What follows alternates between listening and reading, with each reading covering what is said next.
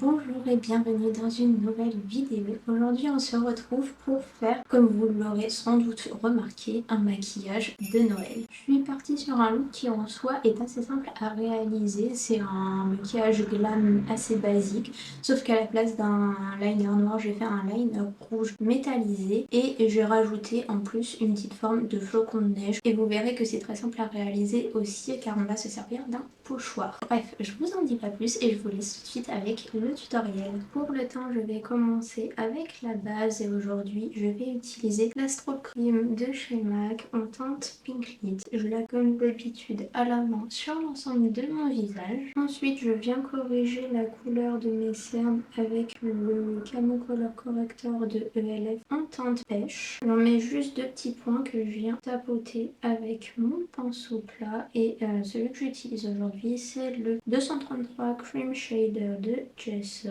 C'est juste pour en appliquer aux endroits où mes cernes sont un peu bleues, mais je m'étends pas beaucoup plus loin parce que sinon ça va faire des traces sur mon teint et ça va pas être joli. Ça va pas corriger complètement mes cernes parce que là je vois que c'est un peu violacé là dans le coin interne, donc il faudrait que je mette un peu de jaune en plus si je voulais vraiment corriger la couleur, mais je mettrai un anti-cerne par dessus une fois que j'aurai mis le fond de teint et je pense que ça suffira. Pour le fond de teint, j'utilise le Dream Radiant Liquid de Maybelline en teinte ivoire clair. Donc je l'applique avec mon pinceau habituel, le Jessup, le 103 Define Buffer. C'est un fond de teint léger et hydratant qui est vraiment plus comme un tint pour la peau qu'un fond de teint. Il n'y a vraiment quasiment pas de couvrance, mais ça unifie. Par exemple, moi qui ai des rougeurs assez intenses et diffuses sur les joues et au niveau du nez, ça les camoufle pas complètement. Là, la caméra, ça ressort pas tellement parce qu'il y a les lumières, etc. Donc ça atténue un petit peu cet effet-là. Mais moi, dans la vraie vie, dans mon miroir, je vois encore mes rougeurs en transparence du fond de teint. Donc c'est bien pour les personnes qui veulent juste unifier un petit peu leur teint et pas complètement cacher toutes les imperfections. Pour l'anti-cerne, je vais utiliser le Ideal Skin Concealer de Ingrid Cosmetics. Donc c'est un anti-cerne qui est très clair, même un poil trop clair pour moi. Mais une fois bien étiré, ça passe. Là, je commence à être bien dans ma teinte d'hiver, donc en vrai, je pense qu'il va finir par m'aller. Donc j'ai repris mon pinceau avec lequel j'ai appliqué le correcteur orange tout à l'heure. Et j'applique comme ça en tapotant pour éviter de déplacer la matière. La teinte du concealer, je ne saurais pas vous le dire. Je pense que c'est la 09 parce qu'il n'y a pas beaucoup d'informations sur l'étiquette. Mais il n'y a pas de nom de teinte. Je ne sais pas si c'est vraiment la teinte du concealer. Ça m'étonnerait quand même que la teinte elle s'appelle 09. Vu à quel point elle est claire, en général les teintes très très claires comme ça c'est soit 0 soit 1. Donc ça m'étonne quand même que ça s'appelle 09. Donc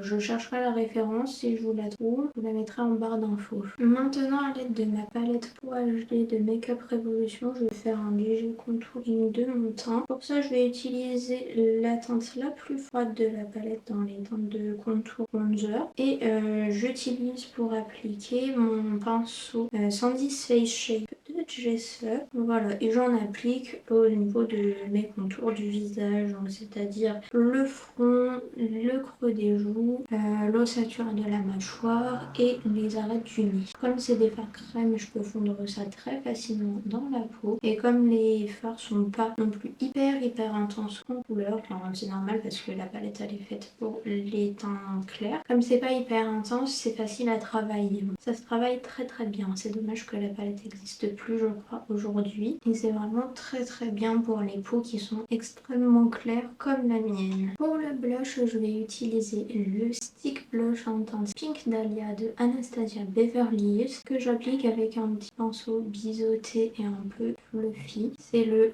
127 Luxe Sheer Chic de Jessup. Alors j'en mets une bonne dose parce que c'est un produit qui est assez naturel sur la peau. Et comme moi après je vais venir faire sûrement des petits flocons de neige, il faut que l'intensité du blush soit suffisante pour que les flocons de neige ressortent sur le maquillage. Donc là je vais venir quand même assez chargée en matière, même si je pense repasser avec un petit peu de poudre après par-dessus pour intensifier un petit peu la couleur. Comme d'habitude pour poudrer, j'utilise ma poudre No Color Powder de RCMA et ma houppette LH Cosmetics. Je commence par appliquer au niveau de l'arête du nez et je remonte vers les pommettes et le dessous de l'œil tout doucement pour appliquer une couche de poudre plus légère. Je le fais en tamponnant pour pas déplacer la matière qu'il y a en dessous. Et je fais la même chose sur le reste de la zone T à la houppette, et les joues je le ferai au gros pinceau poudre juste après. Mais moi je sais que la zone T c'est là où ça brille le plus dans la journée, donc je poudre plus intensément à ce niveau là, et le reste du visage je le poudre vraiment très légèrement parce que sinon ça me fait des petites marques de sécheresse en général dans la journée sur les joues. Il y a vraiment que au niveau du nez, front, menton que ça vient rebriller dans la journée, mais sinon le reste du visage c'est vraiment plutôt déshydraté, donc je vais pas poudrer très fort à ce niveau là. Je ne vais pas retoucher au contour que j'ai fait avec le fard crème, par contre je vais venir réintensifier le blush, et pour ça je vais utiliser ma palette Sugar Trip Squad de NYX Cosmetics, et je vais prélever la teinte rouge, mais pas la bordeaux, celle qui est rouge plus clair, qui est à côté du doré dans la palette, et je reprends le même pinceau avec lequel j'ai appliqué le blush crème et je viens le placer exactement au même endroit par dessus pour réintensifier un petit peu la couleur. Donc j'hésite pas à le fondre près des yeux, ça fasse plus naturel au niveau du fini, même si on va avoir un blush qui est très chargé aujourd'hui vu qu'on va venir faire des petits motifs après par dessus. Aujourd'hui j'ai envie de vraiment scintiller, alors pour l'highlighter je vais utiliser le Diamond Bomb de Fenty Beauty en teinte Omenicaras. Je l'applique avec le pinceau 105 Luxe Highlight de Jessup, et là je suis assez généreuse, on veut que ça brille. C'est vraiment des paillettes cet highlighter, donc franchement là, si on veut briller on met ça et c'est parfait. Ça ira bien dans le thème du maquillage en plus. Donc je m'arrête là pour le teint pour l'instant et je vais passer aux yeux. Donc je vais commencer par avec une petite base pour unifier ma paupière. Et là c'est la Ultimate Eye Base de Makeup Revolution en teinte claire. Je l'applique au doigt et après je viendrai passer un pinceau un peu fluffy pour enlever le surplus de matière et être sûr qu'il y ait bien une couche uniforme de base partout pour pas que ça fasse des marques sur le maquillage. Voilà, j'harmonise un petit peu l'ensemble. Et pour le maquillage des yeux, je vais partir sur une base de glam assez classique. Donc pour ça, je vais commencer par mettre le fard café de la palette Marion Caméléon et Sephora France, chapitre 2, dans le coin externe de l'œil. Et je vais le ramener dans le pli paupière. Je vais estomper. Pour ça, j'utilise un petit pinceau fluffy de la marque Beauty Bay et c'est le BB204. Je le ramène un peu vers le centre de la paupière et toujours je le floute bien vers l'extérieur. J'hésite pas à remettre de la matière pour réintensifier la couleur. Maintenant, avec le même pinceau, je vais venir flouter les extrémités du marron que j'ai appliqué juste avant avec la teinte Dune de la palette Clay Play de Tarte. Donc je le place vraiment juste au-dessus de ma teinte et je fais tout le tour des extrémités. Je reporte également la teinte sur le centre de la paupière pour venir flouter la teinte café que j'ai appliquée juste avant pour que ça fasse un dégradé un petit peu plus fin. Et maintenant que ça c'est fait, je vais venir intensifier le coin externe de l'œil avec la teinte Charbon de la palette Marion Caméléon et Sephora France. J'ai pris un petit pinceau estompeur beaucoup plus fin que celui que j'utilisais précédemment. C'est un de la marque Morphe, mais il n'y a pas de référence décrite dessus, alors je ne saurais pas vous dire c'est lequel. Et je viens vraiment le placer que à l'extérieur de l'œil, un peu en V, et je l'étire dans le creux. Je vais garder le même pinceau et maintenant je vais venir reporter les mêmes couleurs sur mon ras de cils inférieur. Donc je commence par la teinte café que je viens vraiment au ras de cils. Je l'estompe bien, puis je prends la teinte Dune pour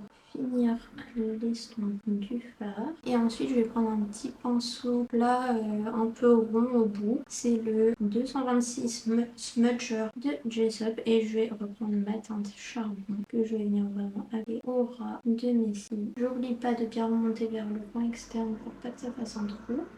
Je restompe le tout. Au centre de la paupière mobile, je vais venir appliquer le fard confetti de la palette Marion Caméléon et Sephora. Je l'étire un petit peu vers le coin interne de l'œil et vers le coin externe. En coin interne de l'œil, je vais venir appliquer un petit peu de crayon blanc. Le mien, c'est un Makeup Revolution, la collection avec Beetlejuice, mais il n'existe plus. Et je l'estompe avec un petit pinceau. Là, j'utilise le 237 Detail Shader de Juicer. Et par-dessus, je vais y mettre le Ultimate Glow Shot en teinte comme sur le Coconut de NYX Cosmetics. Je l'applique avec le même pinceau avec lequel j'ai flouté mon crayon. Et je l'applique en tapotant légèrement pour venir vraiment déposer la matière sans trop l'étirer parce que sinon ça peut faire une application qui est pas très homogène et c'est très joli. Dans la muqueuse, je vais mettre le crayon gel tattoo liner de Maybelline en teinte black. On va venir rajouter une touche un peu plus noélique à tout ça et pour ça je vais tracer un liner rouge et je vais utiliser un rouge à lèvres liquide parce que j'ai pas de liner rouge. Et aujourd'hui j'ai décidé d'utiliser le Superstay Matte Ink de Maybelline en teinte 118 Dancer. Et là c'est très simple, je viens tracer mon ras de cils, je reprends un peu de matière sur mon pinceau et là je regarde bien droit devant moi dans le miroir et je viens tracer la direction de ma pointe.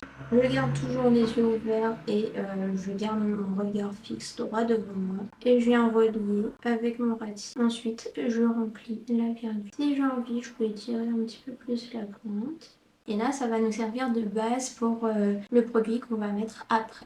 Alors moi j'aime bien les maquillages très scintillants quand je fais des maquillages de fête. Mais après si vous aimez pas ou si vous voulez que ça reste quand même assez simple, vous pouvez vous arrêter là. Et moi je vais rajouter un fard à paupières liquide métallique par-dessus le liner rouge que je viens de faire. Et pour ça je vais utiliser le Chroma Magic de Glisten Cosmetics en teinte Sorcery. Je vais commencer par l'autre côté parce que ce côté là est pas encore sec. Donc je reprends quand ce côté là est sec. Voilà, ça a séché, je vais pouvoir appliquer mon produit par-dessus. Alors j'adore les Chroma Magic de Glisten Cosmetics, mais moi je préfère toujours les appliquer avec une base colorée en dessous, une base noire, pour vraiment que ce soit bien homogène parce que tout seul, je trouve que ça a quand même tendance à faire un peu de trou, même si en soi c'est plus opaque que d'autres fards à paupières liquides que j'ai pu tester. C'est quand même des nacres qui sont assez fines dedans, donc ça opacifie pas mal, mais parfois ça peut faire un peu des petits trous, des petits manque. Donc je préfère toujours mettre une base en dessous, comme ça s'il y a des petits manques ça se voit moins. Au niveau du mascara je vais utiliser mon Rocket Volume de Maybelline. Et là c'est un peu ma valeur sûre on va dire. Le problème c'est que j'ai l'impression qu'ils ont un peu changé la formule par rapport à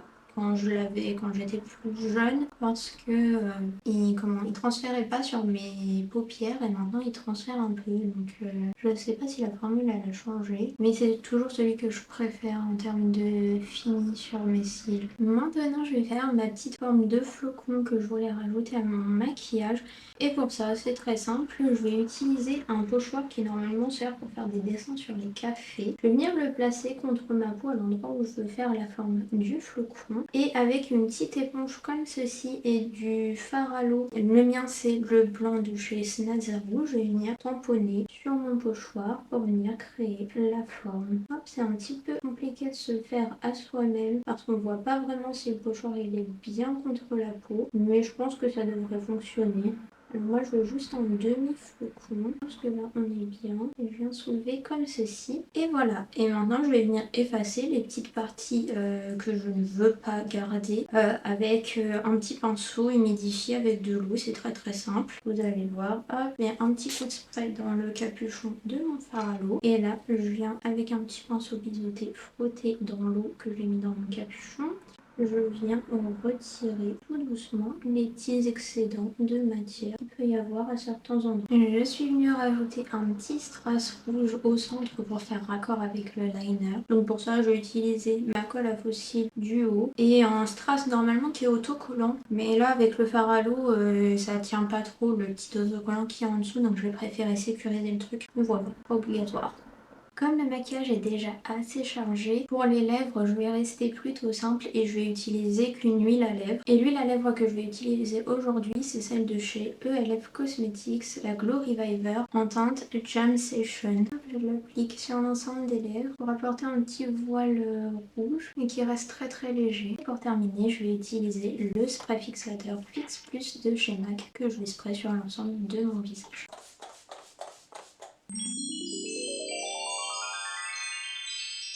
Ce tutoriel est à présent terminé, j'espère que la vidéo vous aura plu, n'hésitez pas à me dire ce que vous pensez du maquillage dans les commentaires et nous on se retrouve mardi prochain à 18 h pour une nouvelle vidéo. Des bisous!